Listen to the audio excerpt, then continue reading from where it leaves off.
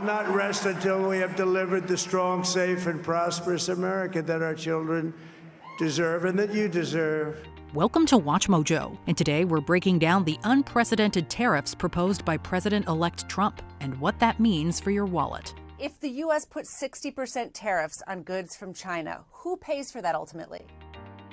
Other countries are going to finally, after 75 years, pay us back for all that we've done for the world. In the months and weeks leading up to the 2024 U.S. presidential election, Republican ex-President Donald Trump increasingly campaigned on two key issues: immigration and, crucially for our video today, the economy. President-elect Trump has proposed sweeping tariffs that have the potential to significantly affect the average consumer. I made a lot of money. I was very successful, and I think I have a better instinct than, in many cases, people that would be on the Federal Reserve or the chairman. But what does that mean? Trump has put a lot of tariff proposals out there. He loves tariffs. And I think we need to be ready to see across the board tariffs, maybe with some exceptions against all trading partners, as well as up to 60% tariffs against Chinese imports. According to nonpartisan think tank the Tax Foundation, tariffs are, quote, taxes imposed by one country on goods imported from another country, and are, quote, trade barriers that raise prices, reduce available quantities of goods and services for U.S. businesses and consumers, and create an economic burden on foreign exporters.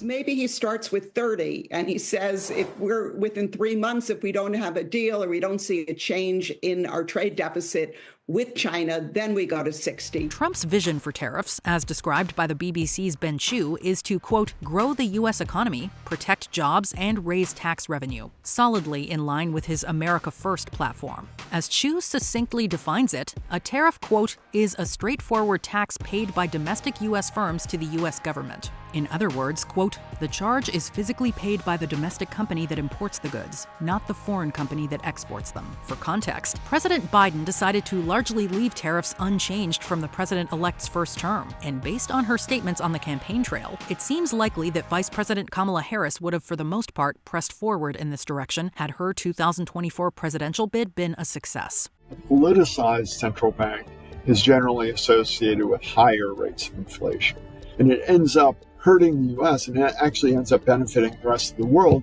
because you essentially get capital outflow from the United States. So with that in mind, how would Trump's new tariff plan differ? And you should expect to see the percentage of goods that we source from China to begin to come down more rapidly going forward. As you probably could have guessed by now, if 47 gets his way, it'll differ significantly. The Peterson Institute for International Economics, another nonpartisan think tank, issued a September 2024 report detailing Trump's proposed economic policies and their possible impacts. If the U.S. puts 60% tariffs on goods from China, who pays for that ultimately? The consumer is ultimately going to pay for that increased price. You're going to see the prices at stores across the board go up. Specifically, Trump's plan to, quote, increase tariffs on all U.S. imports by 10 percentage points and boost tariffs on U.S. imports from China by 60 percentage points, with or without other countries retaliating by imposing higher tariffs on their imports from the United States. According to the Peterson Institute, this radical tariff plan could seriously damage the U.S. GDP, employment, and most of all, the economy. Initially, that retailer or the product manufacturer will pay that price. If they don't pass it along to the consumer, they're making less in profit. President-elect Trump has repeatedly claimed that his tariffs will usher in a new era of American prosperity, protect workers and their jobs, and revitalize the sagging economy.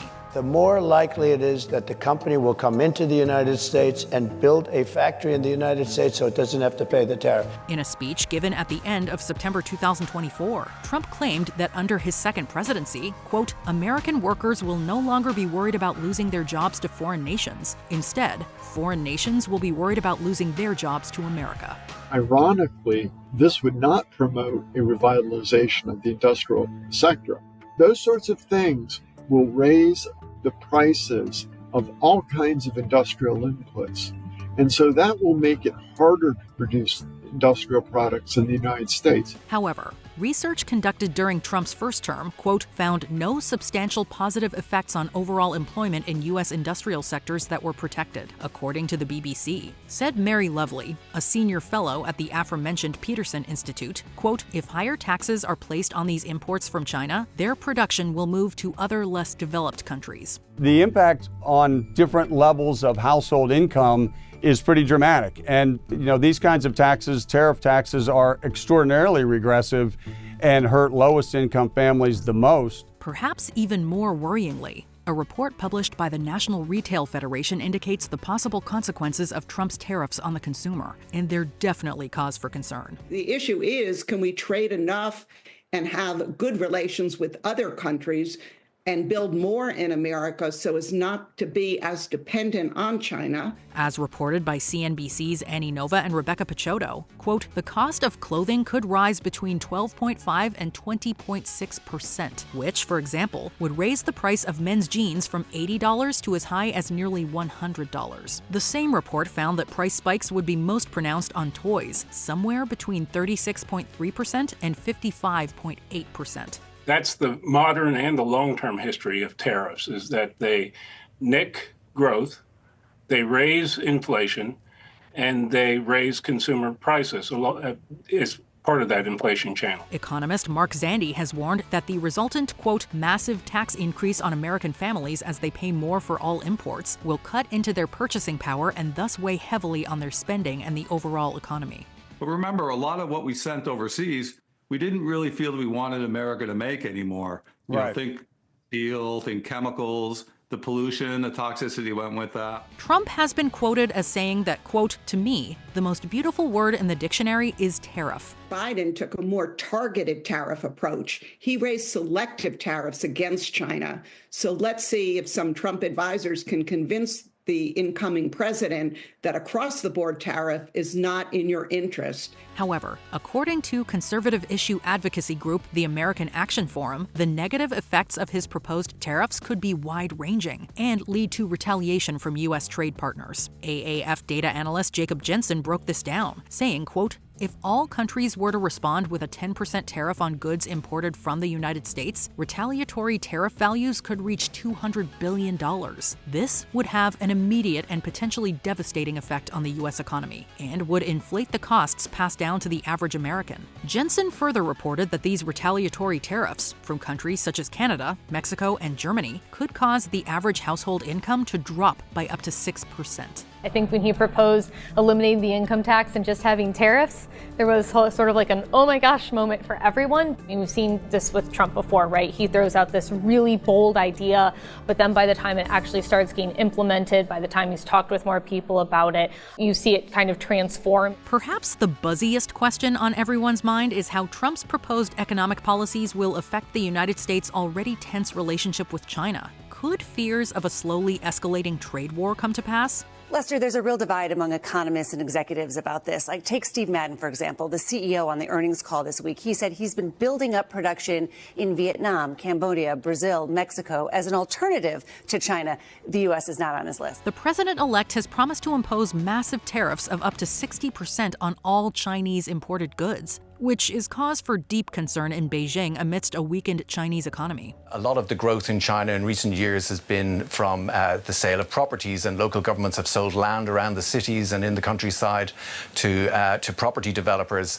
Since the collapse of the property market, that funding isn't available, and they've run up debt, and they're paying a lot of interest on that debt. As the American Action Forum's Jacob Jensen reported, the 60% tariff floated by the 45th and 47th president, quote, would drive new U.S. tariffs from an estimated $300 billion to $522 billion, and that placing this tariff on bilateral trade, quote, would likely drive the global economy into a depression. While Jensen is quick to point out that this situation is unlikely to occur given the two countries' reliance on one another, it's clear that economists are right to worry about what the president-elect's campaign pledges could lead to. He's basically He's already indicated that he's going to be looking at pretty much doing what he did before.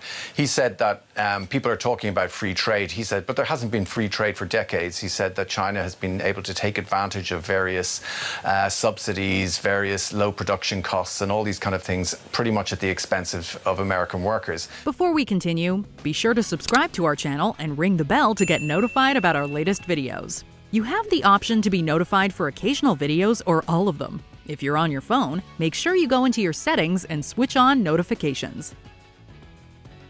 The argument can be made that Trump has noble intentions behind implementing sky-high tariffs. He aims to protect the livelihoods of American workers while increasing his country's competitiveness on the global stage. America has given us an unprecedented and powerful mandate. However, experts' concerns are far from unfounded. They suggest that this move could alienate the U.S. from its allies, provoke retaliatory measures against it, and worst of all, hurt the average American. Amidst heightened uncertainty ahead of Trump's second presidency, one thing is for sure: Trump is a politician unlike any other. I want to thank the American people for the extraordinary honor of being elected your 47th president and your 45th president. What do you think of President-elect Trump's proposed tariffs? Let us know in the comments below.